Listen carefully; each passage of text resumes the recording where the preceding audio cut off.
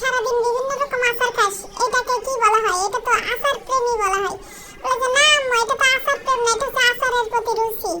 এটা হচ্ছে তার রুচি, আচারের প্রতি রুচি, এটা কোনো প্রেম না। কিন্তু তা আমি এই যে বলছি যে আচারের প্রেমে পড়ে যাবেন, সেজন্য সে আমার ভুল ধরছে যে আম্মু আচারের সাথে কি করে প্রেম হয়? এইটা কি কোনোদিন সম্ভব? আচারের সাথে প্রেম হয়? তুমি এটা ভুল বলছো কেন? তার কাজই আমার ভুল ধরা। সে হচ্ছে আমার শাশুড়ি মার স্কয়ার। হ্যাঁ, সে সারাদিন আমার ভুল ধরে, সারাদিন আমার ভুল ধরে।